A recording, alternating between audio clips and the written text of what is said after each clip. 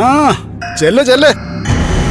ദൈവത്തിനും ദൈവത്തെ പൂജിക്കുന്നവനും നീ അങ്ങോട്ട് ചെല്ലാത്തത് കൊണ്ട് വല്ലാത്തൊരു അസ്വസ്ഥത ഉണ്ടാവും. നീ ചെന്നിട്ട് വേണം അവരെയൊക്കെ ഒന്ന് വിളിച്ചുണർത്താൻ.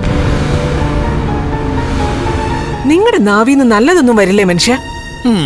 ഞാനൊരു ജയിൽ പുള്ളിയല്ലേടി, ഒരു ക്രിമിനൽ അല്ലേ. അപ്പൊ പിന്നെ ഇത്രയൊക്കെ പ്രതീക്ഷിച്ചാ മതി. അതെ, ഞാൻ ജയിലിനകത്ത് പോയി കഴിഞ്ഞാൽ പിന്നെ ഈ വീട്ടിനകത്തൊരു ആൺതുണ ഇല്ല. ഒരാളെ നമുക്ക് കണ്ടെത്തണ്ടേ? ഞാൻ പറഞ്ഞ ഇത്തിരി കൂടി പോകും കേട്ടോ. അല്ലടി, നിനക്കിപ്പോഴും ഒരു കല്യാണ പെണ്ണിന്റെ പ്രായമൊക്കെ തോന്നൂ. എത്ര കൊണ്ടാലും പഠിക്കില്ല ഒരമ്മയും മോനും.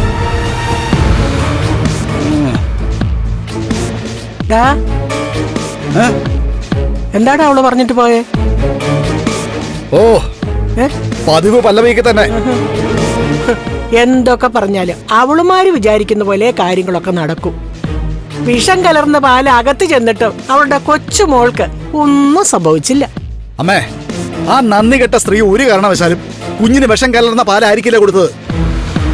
അല്ലെങ്കിൽ തന്നെ അവർക്ക് അതിനൊക്കെ വലിയ പേടിയാണെന്നാ ദേവരാജൻ എന്നോട് പറഞ്ഞത്. പിന്നെ നീ എന്തിനാണ് അവർക്ക് പൈസ എണ്ണി കൊടുത്തേ? അത് മുതലാക്കാൻ എനിക്കറിയാമേ. ഓ, നീ കൊറേ മുതലാക്കും. ഒരുത്തര് പൈസ കൊടുത്തൊരു കള്ളസ്വാമി വീട്ടിലെ അങ്ങോട്ട്, എന്നിട്ട് എന്തായി? അതുകൊണ്ട് ഇപ്പൊ എന്താ അമ്മേ സംഭവിച്ചേ? നമ്മളെ ദേവരാജന്റെ അമ്മ പറ്റിച്ചെങ്കിൽ ദേവരാജന് പാമ്പൂതിയില്ലേ? അമ്മ ചതിച്ചാൽ ശിക്ഷ മകനാ. എടാ, അത് പറഞ്ഞപ്പോഴാണ് ഞാൻ ഓർത്തേ. അവനെ പാമ്പ് കൊത്തിയ സമയത്താണോന്നറിയില്ലടാ. ഇന്നലെ നമ്മുടെ പറമ്പിലെ ഒരു പാമ്പ് പത്തി വിടർത്തി നിൽക്കുന്നത് ഞാൻ കണ്ടതാ.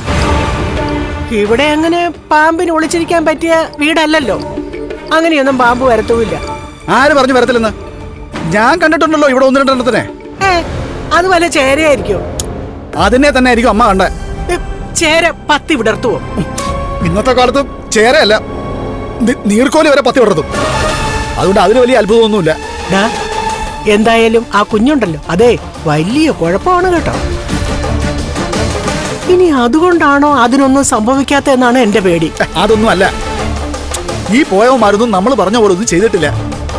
എല്ലാവന്മാരും നമ്മളെ തേച്ചോണ്ടിരിക്കുക. നീ കണ്ടെത്തുന്നതല്ലേ ഓരോന്നിനെ, പിന്നെ എങ്ങനെ നന്നാവാനാ? എന്തായാലും ഞാൻ എന്റെ മോക്ക് വാക്ക് കൊടുത്തതാ. ഇനി ജയിലിലേക്ക് പോകുന്നതിന് മുമ്പ് മോളെ സന്തോഷിപ്പിച്ചോളാന്ന്. അതിന് ലക്ഷ്മിയുടെയും കണ്ണന്റെയും കണ്ണീര് കണ്ടേ പറ്റുള്ളൂമേ. നമ്മുടെ മോള് ചെയ്തതുപോലെ നമ്മളെ കൊണ്ട് ചെയ്യാൻ പറ്റിയിട്ടില്ല. ലക്ഷ്മി നമ്മുടെ മോളെ അവിടെ ഇട്ട് കഷ്ടപ്പെടുത്തി. നമ്മുടെ കുഞ്ഞ് അവസാനം അവളെ സ്റ്റെപ്പിന്ന് തള്ളി താഴെയിട്ടില്ലേ?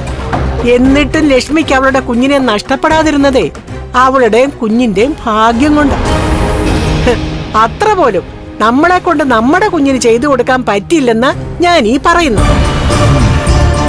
അതിനൊക്കെ നമുക്ക് പരിഹാരം കാണാമേ. കണ്ട കരുണമോള് നിന്നെ അച്ഛനായിട്ട് അംഗീകരിക്കും, അല്ലെങ്കിൽ നിന്നെയും തള്ളിക്കളയും. നീ ഞെട്ടുവൊന്നും വേണ്ട. അവൾക്ക് ഓർമ്മയായ കാലം മുതല് അവള് ചോദിക്കുന്നതൊക്കെ ചെയ്തു കൊടുത്തോണ്ടിരുന്നതല്ലേ നീയും ഞാനും ഒക്കെ. എന്നിട്ട് അവസാനം മോളുടെ നല്ലതിനു വേണ്ടിയ ഒരു തീയെ മോളുടെ കൂടെ കമലേശ്വരത്തേക്ക് പറഞ്ഞു വിട്ടത്. എന്നിട്ടിപ്പോ അവളുടെ കെട്ടിയവന്റെ ദാസന കാലൊടിഞ്ഞു കിടക്കുന്ന നിന്റെ മരുമോൻ. ഒരു കൊച്ചിതെങ്ങനെ സഹിക്കൂടാ? അതുകൊണ്ടാ അമ്മേ, എനിക്കിനി തൂക്കേറി കിട്ടിയിരുന്നാലും ഞാൻ എന്നെ കൊണ്ട് ചെയ്യാൻ പറ്റുന്നതൊക്കെ ചെയ്തു കൊടുക്കുമെന്ന് എന്റെ മോക്ക് വാക്ക് കൊടുത്തത്.